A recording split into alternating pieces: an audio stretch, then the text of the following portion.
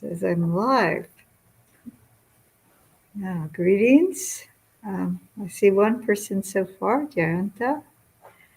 We'll start with Namo Tassa. Namo Tassa Bhagavato Arahato Samma Sambuddhassa. Namo Tassa Bhagavato Arahato Samma Sambuddhassa. Namo Tassa Bhagavato Arahato Samma Sambuddhassa. Buddham Dhammam Sangham Namasami. So welcome, Jayanta, and if there's anyone else, I don't know that people always make a comment when they come in. No, not always. So there may be others in the audience. And there's a few people here at Empty Cloud, where, as it says on the screen, probably, where this is Empty Cloud Monastery, and I'm known as Ayasavijana, and originally from the Dhammadharini Monastery, and I've been traveling, and not sure how long I'll be here, at least through the Vasa. I'll be at Empty Cloud. So today we're going to look at a sutta. I was actually on retreat. I was in seclusion for about 6 weeks, and I like to look at the suttas from time to time. And this sutta just stood out. I mean, I'm sure I read it before, but for some reason it just stood out. And so I thought I would share the sutta. It's in the Connected Discourses of the Buddha, the Samyutta Nikaya, and it's in the Wagga, or the book of the sense bases. It's number 35, so it's SN 35, and the sutta number is 239, and it's the simile of the chariot. So that's SN 35.239. And you can look at, if you have a hard copy, or you can find it on Sutta Central, or I don't know if Access to Insight has it or not.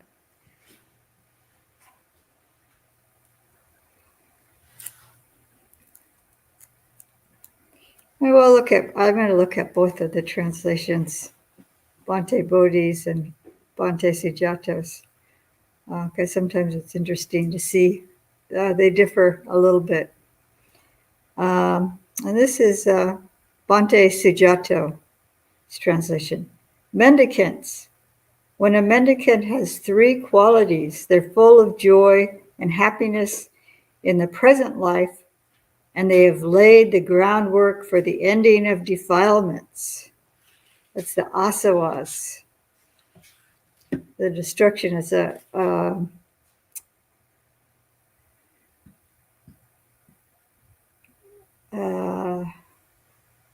he says, Chasa arada hoti asawanam kayaya.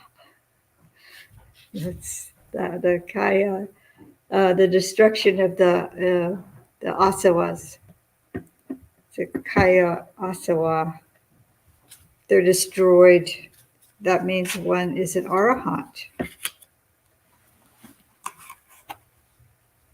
So Bhikkhu Bodhi translates it, bhikkhus, by possessing 3 qualities, a bhikkhu is full of happiness and joy in this very life, and has laid the foundation for the destruction of the taints.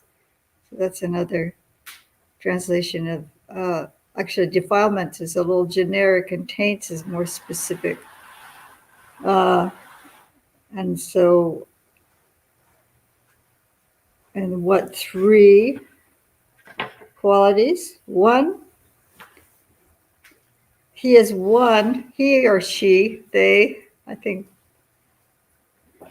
what is Bhante Sujata probably says they,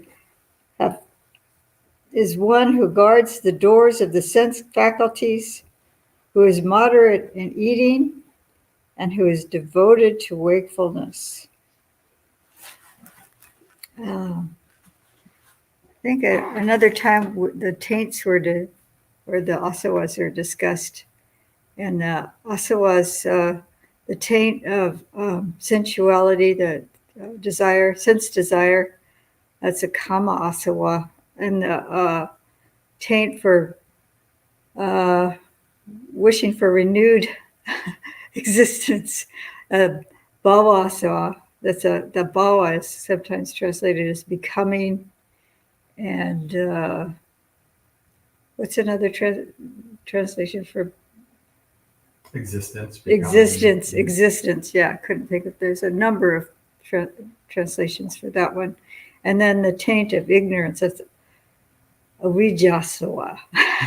So those are the three main asawas that get destroyed upon arahantship. There's the knowledge of the destruction of the taints. So they do a reviewing. They review their mind and they can see that the taints have been completely destroyed, and they know they've attained arahantship, a person. So this is laying the foundation for that. But what's also lovely about this is a person lives full of happiness and joy in this very life by fulfilling these qualities, by developing these qualities. And so the Lord Buddha continues. Oh, this is another thing. If you in the suttas, if you don't see that it's credited to somebody else, or if Venerable Nanda is just saying, "Thus I have heard," if they're not mentioning another disciple of the Buddha, then you're just going to assume that it's Lord Buddha speaking. So he's addressing the bhikkhus. And this is another thing to note, is that there may be others in the audience, and this is a tradition during the time where they address either the senior-most group or a senior-most person. So this is what I heard from, actually, Bhikkhu Bodhi has explained that somewhere. I heard him in a lecture talking about when you hear the word bhikkhus, you can assume that other people are in the audience, not just the bhikkhus. But there may be times when it's just the bhikkhus, I don't know. But you can assume that there's a wider audience. And then Nyanaponika says, when you see the word monk, just think of it for yourself. Think of yourself as a monk, whether you're in robes or not. You're doing this practice. So he's addressing everyone who wants to pursue this practice. So, and how does a bhikkhu or anyone is one who guards the doors of the sense faculties? Here, having seen a form with the eye, a bhikkhu, a person, does not grasp at its signs and features. And if you were, yesterday you attended the Sutta reading that Bhante Jayasara had also talked about this, so I'll talk about this guarding this signs and features, and Bhante Sujata has a different way of translating it. Okay, since if he left the eye faculty unrestrained, evil, unwholesome states of covetous and displeasure might invade him or her. They practice the way of restraint. They guard the eye faculty.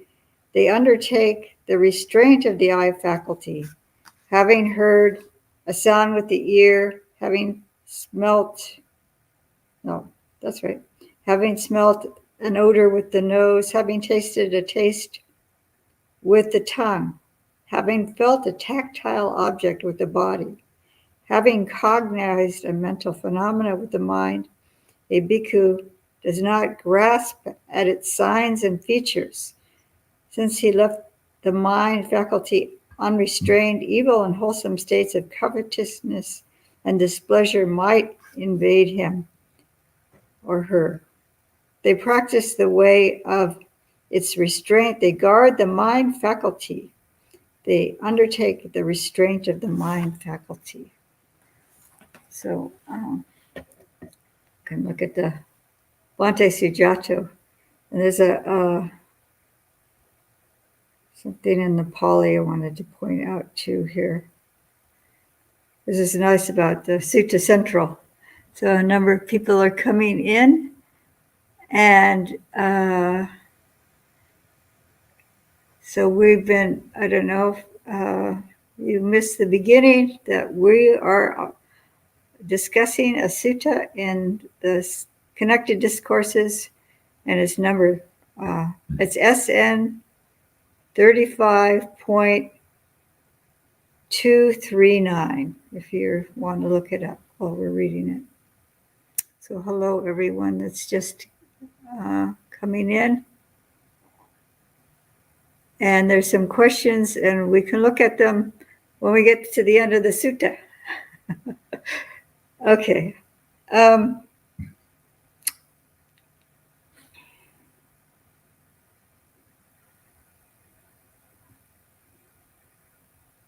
So we've gotten through the basic description.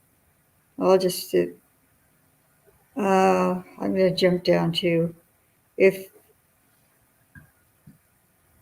it says, when a mendicant sees a sight with their eyes, they don't get caught up in the features and details. So that's a little different from the signs and features. And it's a literally sign, nimitta is a literal translation. But it's a general, if you look at something, they usually mention the eye faculty first, because it seems for a sighted person, it's kind of a dominant faculty, and it's a dominant faculty where desire can arise. So I see a person or something, I recognize a person, and then I recognize that's a woman, and then the signs and features would be her hair and her eyes, and just general, that she's young or old or something like that. It's more detail, but the recognition, the sign of a person, a woman or a man, and then the other details. So you get caught up. You might get caught up or overwhelmed. So they're talking about grasping also. So I might see something, and then it may be something pleasant, a pleasant appearance, and then but then the desire would spring up, and then grasping at it would be that I want that, I have to have that. So I'm going to use something that's kind of neutral or something, not to me, but say I'm walking around and I see a fancy sports car. I'm not interested in sports cars. I'm just using this as an example. But you see, so then there's a recognition of car. That would be the sign, the basic thing. And then it's this specific make and model, and it's just like, wow. and it's this intense blue or something like that. It's just like, wow. And so the mind is like grasping onto it, like, I've got to have it. And so for most people that wouldn't be so unwholesome, but there would be a real distraction, for one thing. And then another thing is that some people get so compelled by their desire that they would go into debt or do anything to get that car. To the extreme of stealing the car. But for most people, what the unwholesome behavior would be being obsessed by it and getting distracted by it, and then going into debt trying to purchase a car like that, because it's just like this very, maybe over their means and unnecessary, So that's kind of innocent. And people get into all kinds of other bad behaviors because of seeing something, and that brings up desire. And then the other sense faculties will kind of gang up on you as well. Like like with food, there'll be the sight of the food, and then the aroma of the food, and then the cognitive faculty will remember that, oh, that food was so tasty.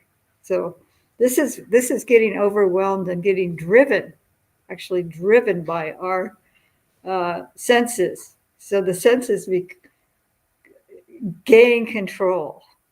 This is also, the Lord Buddha talks about Mara gaining control through the sense faculties. This is other similes. This is how we get caught by Mara, is through the sense faculties, because we haven't guarded them. So this idea of guarding and protecting cognition through these sense faculties, and we're actually protecting the mind, or protecting our own mind when we guard the sense faculties. So now here comes the simile. Suppose bhikkhus and everyone else, a chariot harnessed to thoroughbreds was standing ready on even ground at a crossroads with a goad on hand. Then a skillful charioteer of horses to be tamed would mount it, and taking the reins in his left hand and the goad in his right, would drive away and return by any route he or she they want, whenever they want. So too, a mendicant trains in protecting these six sense faculties. They train in controlling them, train in taming them, train in pacifying them. And in this way, a mendicants, it is in this way that, this is because he repeats bhikkhus twice. In this way, a bhikkhu guards the doors of the sense faculties. So I was contemplating this simile. This is what really struck me. And the simile appears also in the Kayagata Sati Sutta. And I'll talk about that in a few minutes too. But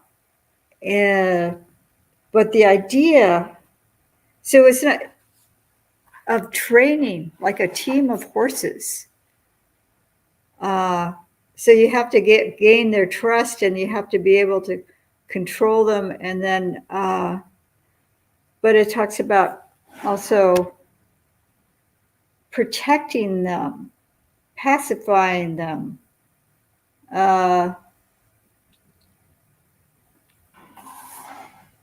So, if the horses are out of control, they're going to take the chariot wherever they want to go. They want to go, the horses are going to go off to a field, the farmer's field, and start eating the crops or something like that.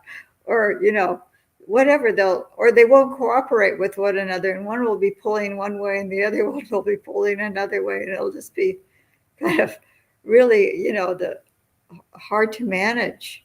So this is charioteer is a tamer and trainer of horses.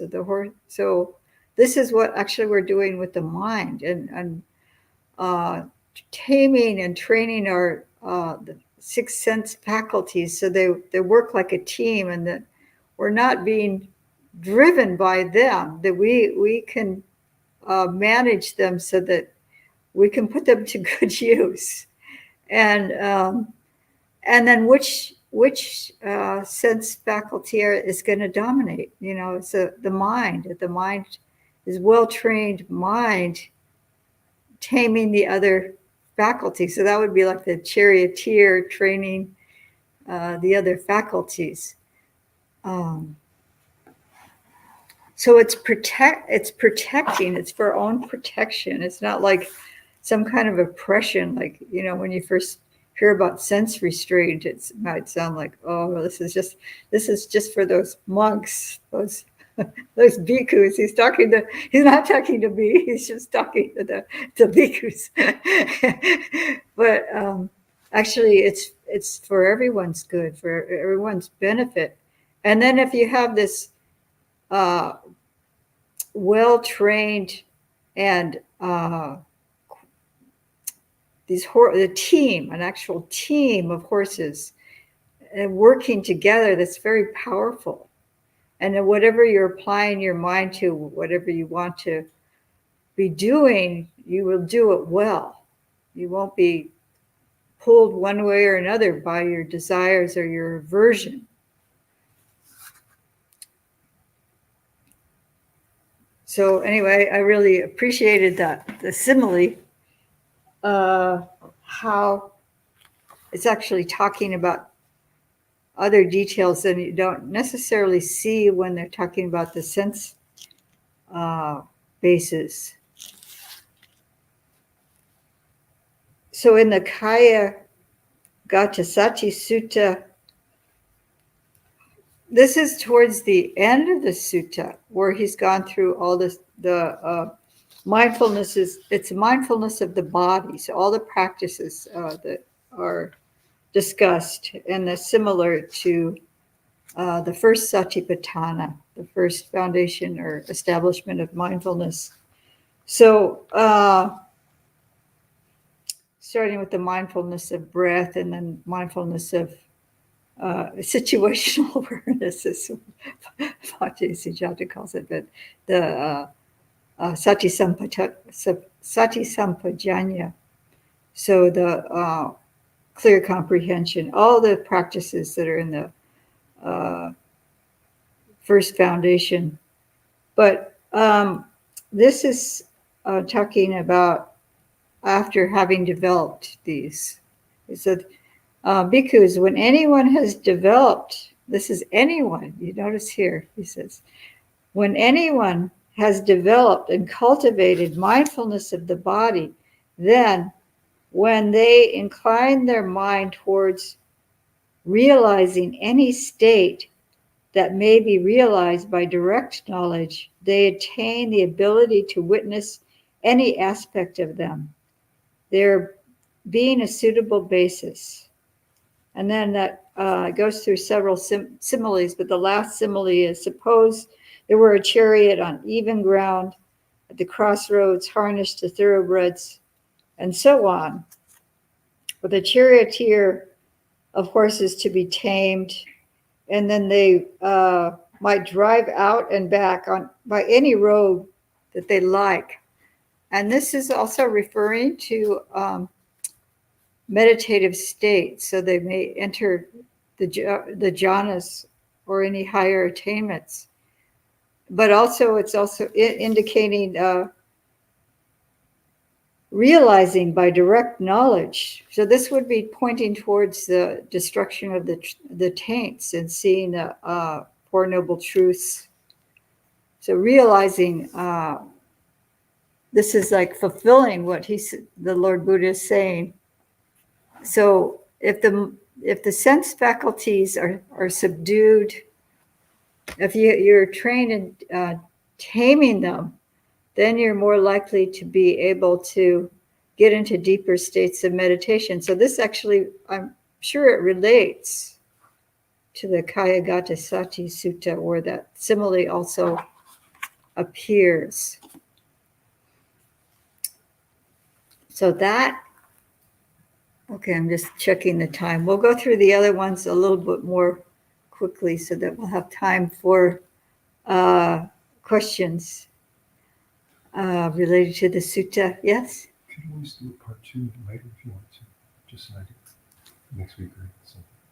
Just like It's pretty short. I mean, we can just read through to the end. And I just wanted to spend more time on that particular aspect of it, because that's kind of what really stood out. The other ones are important too, but and you might have questions about these two as well. But so it says, and how, so the 3 is guarding the sense faculties, moderate in eating, and devoted to wakefulness. So so the next question is, how is a person moderate in eating? Here, reflecting wisely, mendicant takes food neither for amusement nor for intoxication, nor for the sake of physical beauty and attractiveness, but only for the support and maintenance of this body, for ending discomfort, and for assisting the holy life, considering I shall terminate old feeling and not arouse new feeling, and I shall be healthy and blameless and live in comfort. So if anyone's been at Empty Cloud, we're chanting this daily before we have our main meal. Um, and here's another simile. Just as a person anoints a wound only for the purpose of enabling it to heal, or just as one greases an axle for the sake of transporting a load, so too a mendicant reflects wisely, takes food, and then there's ellipsis, so it repeats the whole that chant that we say, only it's a slightly different translation, for assisting the holy life. And in this way, uh, anyone is moderate in eating. So we reflect before we eat why we're eating, and consider also when we're taking our food not to take excess. Um, but it's not for amusement, intoxication, or physical beauty, but it's only to end the discomfort of hunger and not cause more discomfort by overeating. This is what I heard was explained about that part, about the feelings. And then the last one is the devotion to wakefulness. How is one devoted to wakefulness? I'm sorry, Bhante Bodhi, I'm changing your wording a little bit to make it more inclusive.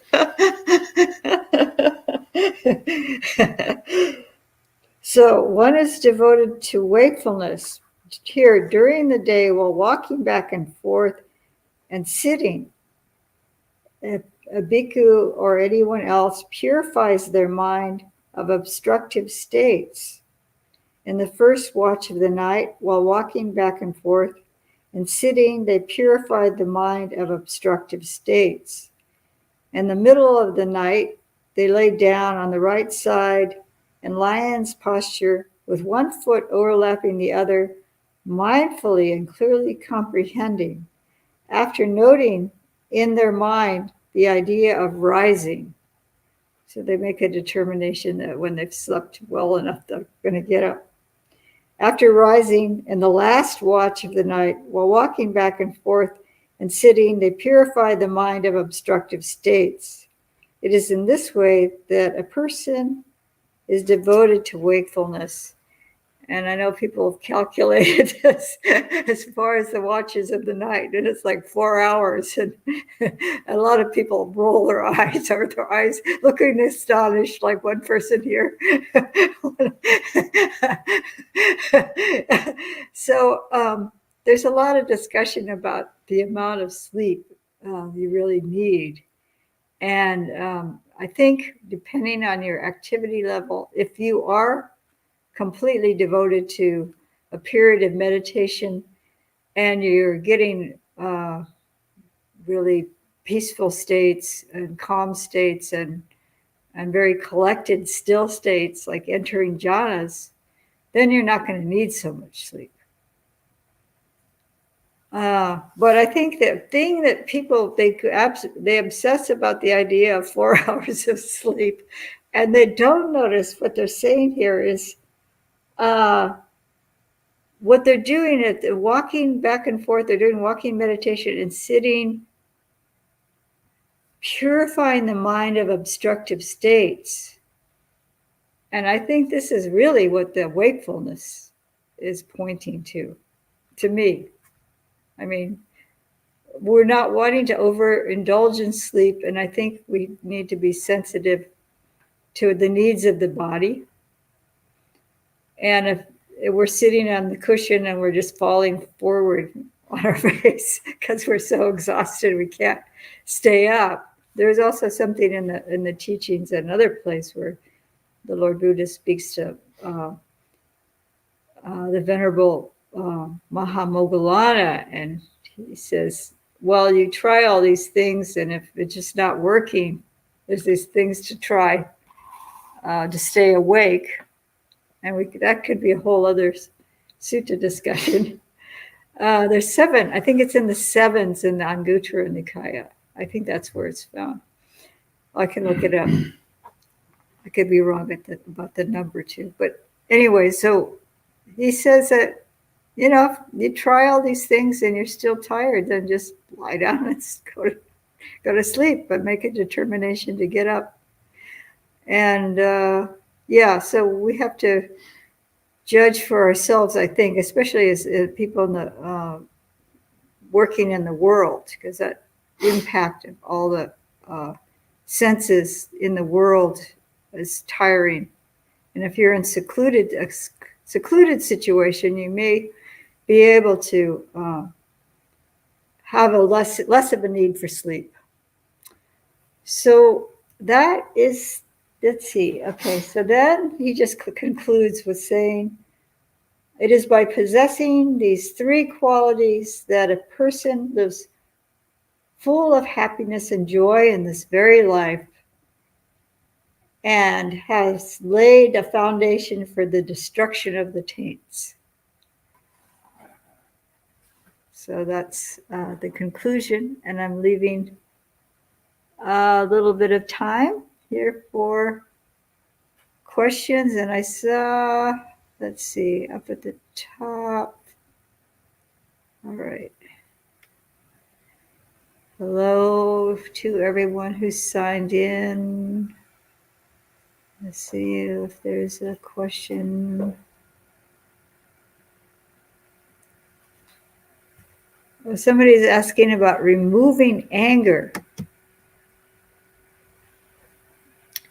says it angers, so in plural. I guess there's different kinds of anger, irritation and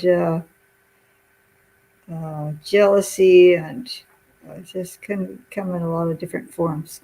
So removing them. The one thing is to be aware of their rising. As soon as you feel any amount of displeasure, that's like domanassa, any kind of irritation, displeasure, angst, all the very subtle, just to try to be as soon as you can, then though sometimes just bringing the awareness to that, bringing the awareness to the body. Sometimes you can suggest to yourself to let it go or to relax. But sometimes people they don't even realize they're irritated, and they're going around with some state of irritation or grouchiness, and then somebody will say something to them and they'll misunderstand what they said even, and they'll get really angry really quickly because they've been carrying around grouchiness for a while. So, and then if you can't let go of the grouchiness, then you say to your friend, friend, I'm not feeling so well, or I'm feeling a little irritated right now, and I really can't deal with what you said to me right now. Can we talk about this later? Something like that. So that then you're not spreading it to the other person, or at least you're owning it and saying, you might notice I'm looking kind of grumpy in the guts because I am, or something. You might have some way, if it's somebody that you know well, and then you can talk to about really honestly, or even your coworkers, or, if you can get that kind of a relationship with them where you can be honest about your feelings. But the most important thing is to be honest with yourself. Yes, I'm feeling grouchy, or this situation makes me irritable. What can I do about it? Is there something I can do to, can I address the issue in a healthy way? If there's something really not right. And so my reaction to something seeming not right is I get righteous indignation and I start yelling at people and this has to change right now. And the other people are like ducking. Yeah. So just to say, okay, I noticed that this is broken or whatever it is, like, what's happening here? So, and then somebody will say, well, that was an accident and I'm intending to fix it, but I haven't been able to get to it. So you check with the other person, is it, or like the Lord Buddha will say, I heard that you were saying such and such or doing so and so. Is that true? Are you doing that? And check with them. Why is that? so, so I'm not sure what kind of anger you're dealing with. If it's just kind of like sweltering inside of yourself, or you're externalizing it. But either way, start with seeing it in yourself, and then work on. There's a lot of different kinds of ways of working on it internally too, and relaxation of the body, getting in touch where you're holding your anger and inviting that to relax, or thinking of the disadvantages of acting out in the anger if you're contemplating doing something or saying something that might be cruel. There's quite a few things in the suttas. I can't mention all of them, but I mentioned the simile before of the hot coals. And if a person is angry, it's like picking up hot coals. If you're angry at another person, you're picking up hot coals and you're throwing the hot coals at them, but you're going to burn yourself no matter what, whether you throw them or you hit them or you miss them. You get hurt first. So contemplate how the harm in being angry is. And one of the best ways to see is how it affects your own body as well as the mind. So I hope that has answered your question. I'm going to go down. Let's see, I think. Here.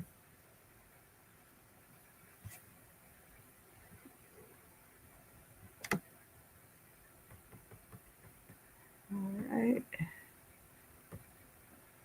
Oh, okay. So someone is asking about the translation of evil as for versus bad. And I know that papa is translated as evil. Yeah, Bhikkhu Bodhi's, with Jnana Moldi anyway, he's translated it as evil. And that does sound extreme, and people kind of recoil from anything that sounds dated Christian, coming from some kind of a maybe seeming that that's a judgmental and bad, harmful. Some people like to translate it more like harmful or unwholesome, or and try to. But I think you can go to the extreme of it being, yeah, evil. Yeah, it's such a strong connotation. Yeah, it might be better to use a word like bad or harmful, depending. Yeah, it's certainly harmful, but that's actually not the translation of it. It is having to do with things being corrupt, bad. I don't know if I can see what the dictionary, if there's any more. So in here, it does talk about evil or bad states arising. Okay.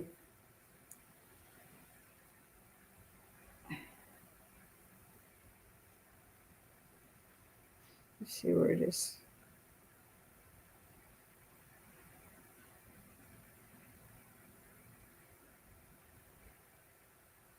Bad and skillful qualities. Papaka. Wicked, sinful. That's even stronger. Leading to, let's see, leading to, I guess I mean leading to evil. Bad, wicked, wretched, sinful.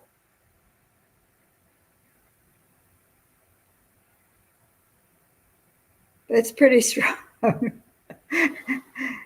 I think the idea is we have to, sometimes the Buddha uses extreme words in order to get a point across to kind of, oh, it's not just, something like being distracted or something. We can actually really get into harmful situations where uh, if we let the sense basis take over, we're just driven by our senses and seeking out pleasure or wanting revenge, because our anger has overcome our mind or whatever it is.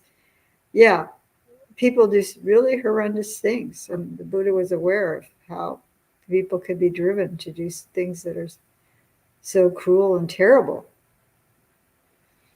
But you can use the word bad, and I think, but we do have to remind ourselves that it can go to an extreme, so we have to be careful. So I hope that's enough on that.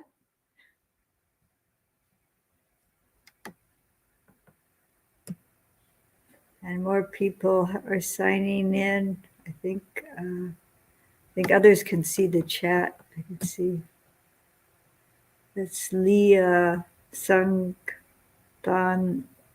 Sud Manal and others. And Tate is the one that asked the question. I think I'm down at the bottom here. Does anyone in the live audience have a question or comment? I have a comment on the Papa. Okay. Because this is, as somebody who was Catholic, that the word evil was something that I was kind of iffy about, and I really tried to find a way not to use evil, but it really just really honestly means evil. I mean, it's another level. Like how the Buddha exclaims that there's like killing, and then there's killing your mother and your father and an arahant. Like there's a huge difference in that. And so I think Papa is really reserved for that. Like it's really supposed to be really serious bad things. So I think that's why that, I've come to that acceptance that this means like evil. It means like really bad, malicious, horrible things, as opposed to akusala, which means unskillful or unwholesome. So I think I understood where the person was coming from, because we don't think of in Buddhism like a kind of like universal evil or universal good or something like that. So we have that connotation. I don't know. I hope people could hear that. Bhante Jayasaro had, from his experiences being raised Catholic, was talking about how he pondered this issue with the word evil for Papa, and he came to the conclusion this really means evil, or sinful, wicked. That and it's just what I was saying, that the Lord Buddha is saying that people do go through those extremes of being really bad with a big capital BAD, but enough that they're really corrupt, distorted, malicious, terrible. This is the capacity of the human being. Mm-hmm. And so there's a capacity of the human being to go to the other extreme of just really destroying the taints, destroying those unwholesome tendencies completely, just wiping it out, purifying the mind. So I think he he talks about the middle way, but he talks about extremes in order to kind of shake people up, like, don't go there.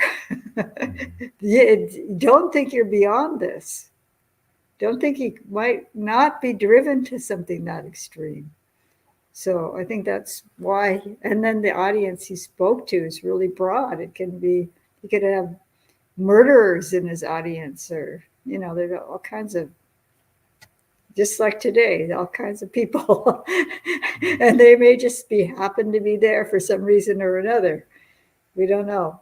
But, and even in his Sangha, people have come from, you look at Angulimala and different, a lot of the bhikkhunis were former courtesans, or, prostitutes, or they murdered their husband, something like that.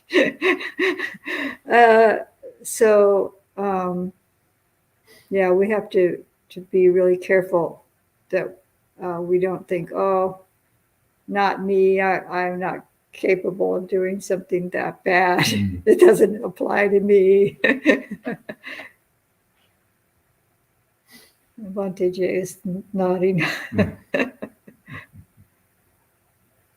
Let's see, is there anything else here?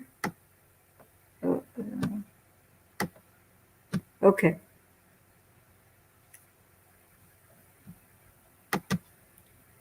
It says, Philip M. has written, it's to recognize a bija for what it is, so you aren't feeding what will become stronger. Yes. So bija is a seed. So there's a seed. Oh, where did it go? Show it. Okay, there it goes. So I think what he's talking about is that when we see a sight with the eye and then the desire for it springs up, that would be the seed, this bija.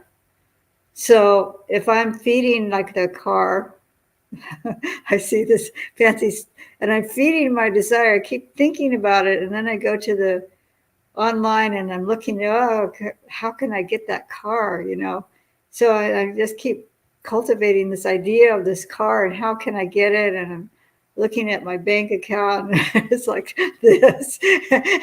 But my desire is getting bigger and bigger and bigger, and then I hear about somebody who does some illegal things.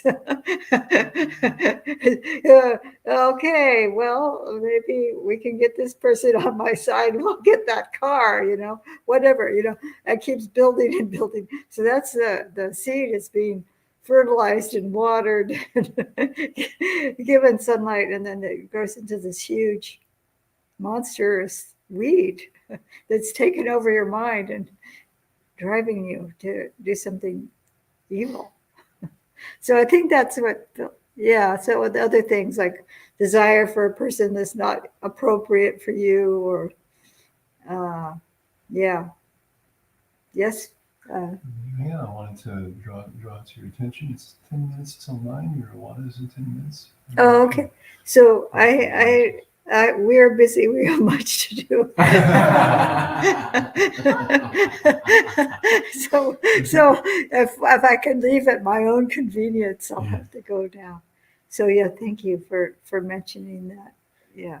Let's take this opportunity to sadhu your study and your discussion, your comments. Hanjmayang tamakatayo sadhu karang dharamase. Sadhu, sadhu, sadhu, anumodami. Sadhu, sadhu to you too, for all your kind attention. And so we'll end the broadcast now. Thank you all for your comments, questions, attentions, and we'll see you another time. All right. Take this opportunity.